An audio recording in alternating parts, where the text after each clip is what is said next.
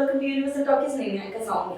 కథానాయకుడు నితిన్ ఇప్పుడు ఒక కొత్త కథతో మన ముందుకు రాబోతున్నాడు. సో సితారా ఎంటర్టైన్మెంట్ పతాకంపై రితికా నాయక్ కథానాయికగా వీళ్ళిద్దరి కాంబినేషన్ అయితే ఒక కొత్త డైరెక్టర్ తో సినిమా అయితే తీయబోతున్నారు. ఆల్రెడీ రితికా నాయక్ మిరాయ్ మూవీతో బ్లాక్ బస్టర్ హిట్ అందుకుంది తెలుగు నట. అలాగే కొరియన్ కనకరాజు సినిమాలో కూడా తినే హీరోయిన్ గా నటిస్తున్న నేపథ్యంలో ఆల్రెడీ ఆ సినిమాకి సంబంధించిన అప్డేట్స్ అయితే వస్తున్నాయి. అండ్ శరవేగంగా షూటింగ్ జరుపుకుంటుంది ఆ సినిమా. అండ్ దాంతోపాటు ఇప్పుడు ఇంకొక సినిమాని లైనప్ లో పెట్టింది రితికా.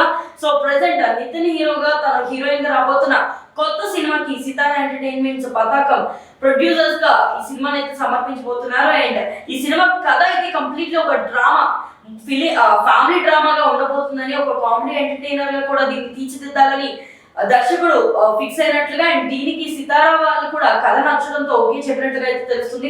మరి కొత్త దర్శకుడితో సినిమా నితిన్ ఎలా ఉండబోతుంది? రితికా నాయక్ తన కెరియర్ లో ఇంకొక బ్లాక్ బస్టర్ హిట్ ని అందుకోబోతుందా?